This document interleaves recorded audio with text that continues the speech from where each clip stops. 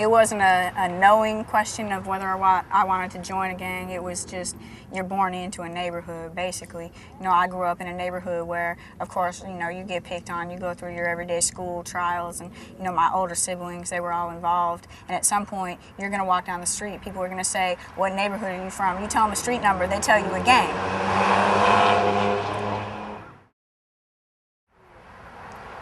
It was gradual. I just knew, and I looked around and I didn't see anybody else who I really respected. And it's not that they weren't there, I just didn't see them. And so I grew up looking up to the money, looking up to the power. That's what I wanted. You get familiar real young. You know, they'll scope out the neighborhood, see what kids are hanging out, what kind of skills they have. You know, they'll see little kids fighting in the park and they'll say, well, that kid be a good recruit. They'll come in, you know, run to the store for me, little homie. You know, go get me a soda, you can keep the change. By the time they're, you know, 10, 12 years old, they're real established. They have that real camaraderie, and they're going to step right in. It's like the Army. You have generals, you know, you have lieutenants. It's a definite class system within gangs, and you have to work your way up. Violence in LA is like the smog. You just learn not to see it. You know, I tell everybody, when I first moved out of LA, it suddenly hit me. Everything I'd seen growing up, I didn't know it wasn't normal.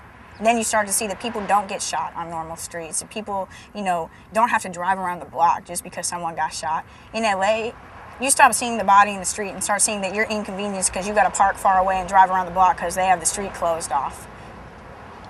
It's a cold game, but when it's something that you see every day.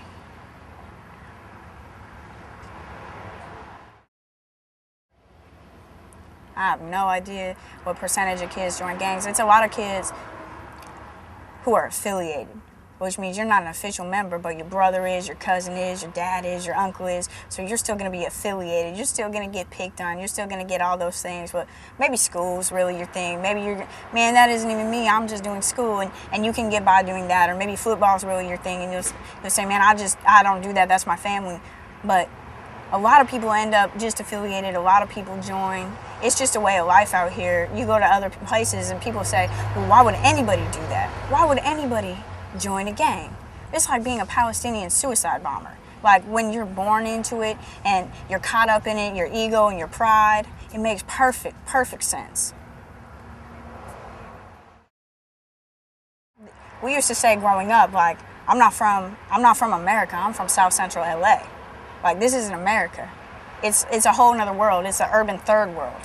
And we're just soldiers. You gotta look at, gangs started back in the 40s because you had white people who didn't want black people to be here. And now you have black people who don't want Mexican people to be here, and Mexicans who don't want blacks to be here. And it's just soldiers in a war. The houses are getting more and more expensive. You have 2-bedroom houses that cost $400,000 to live under siege with bars on your window. And yeah, people are in desperate times.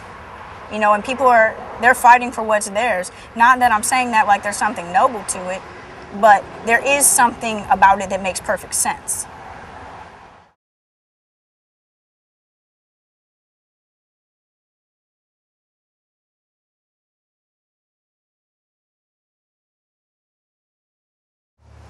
I never sat down and thought logically, I got to get out of this. This is something I don't want to do. I mean, I never thought about that. I was presented with an opportunity where I could go somewhere different and do something else. And I was encouraged to do so. Meanwhile, at the same time, I was watching people die. You know, I lost my brother. I lost one of my best friends, a couple of my best friends. And you hit a point where it's not the same when it's your homeboy as when it's your best friend. It's not the same when it's your brother and he leaves a kid behind. Like, you're watching that kid grow up. It's got his name. It's got his face. Looks just like him. But he's not there.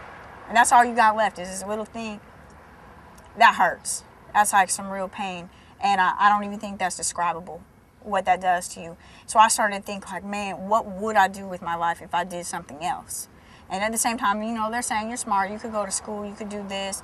You know, like I said, the big homie's telling me, you know, represent your hood with a book in your hand, you could come back.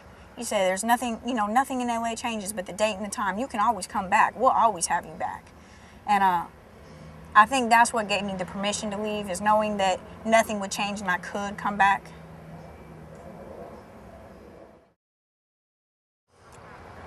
know if I was always smart and I was always encouraged to go to school. I think school is one of those things. It's not necessarily they encourage you because you're smart. They encourage you because you could do something better than what you're doing. So that's what they saw, I think, more than anything. Like, I had potential to do something other than kill myself, essentially. I could do something else and maybe, better my situation. But I wasn't looking at that. They knew I wasn't looking at that. They were just hoping that one day I'd be old enough that I would look at that. What made me continue in school is that I got there and I couldn't compete. And I was right, but I'm not one of these people who's like, man, I was right. I couldn't compete with these kids because I come from the inner city. I come from a home situation that wasn't ideal. I never made excuses for myself. I always wanted to show people that I wasn't what they thought I was. I wanted to show them it didn't matter that I was from here. I could do anything. I always say, no one's worse than me, but no one's better than me either. I graduated. I got an ethnic studies degree. My teacher, when I graduated, cried when she handed me my diploma. Like, it was an amazing moment. And I think one of my most prized possessions that I own is one of the big homies who's been on death row. He sent me a graduation card for graduation, and he told me that they passed it around and they all toasted my graduation.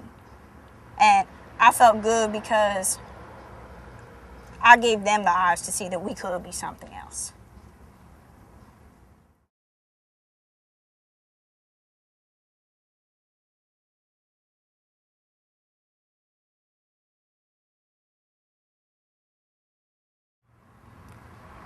I live in two worlds. I live in a small town. I walk around and I know that nobody there can possibly understand what I'm about, where I come from.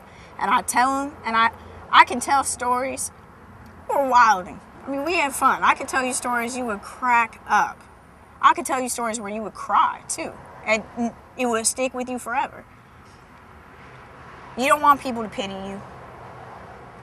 There's some extent to which it's funny, but it's not funny to be laughed at. It's hard, so I'm kind of a hermit. I live in my house. I write. I spend a lot of time on the computer. I mentor kids. I helped found a Gang Truce Foundation. It's called International Brother Sisterhood.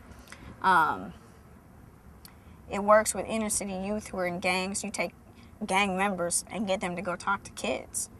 It's the same people they're looking up to. Those are the people who can reach them. Try and get them tutoring. Try to get an office together, get computers, stuff like that. I go into university, I have them donate books. You go to all the classes, People always talk about there's no resources. There's resources. It's just sometimes you have to be creative. You go into a college class, you only get pennies on the dollar back when you sell those books back. Ask the kids to donate them instead. We get them to donate them. I'll send books to people. I have a bookstore who'll send stuff into a couple different prisons in California where you can have it sent from a bookstore. I've taught history classes, through the mail to kids on the internet. I've talked to a million parents who don't know what to do with their kids through my email, through different gang sites.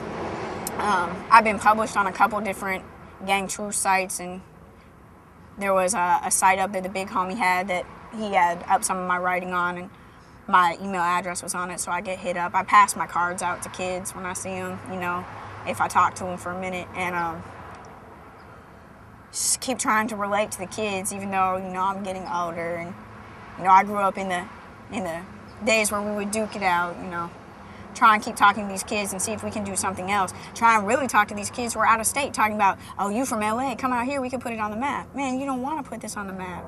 You don't want to put this on the map. Like, let's talk about what you could do. I hope nobody looked up to me as a role model. I don't know how much of a role model I was. I like to think I'm one now. I have kids that I mentor now that I'd like to think I'm a role model to. But at this point in my life, I'm just trying to make up for all the negative I did. So I hope to God I'm a role model now. I hope to God I wasn't one then.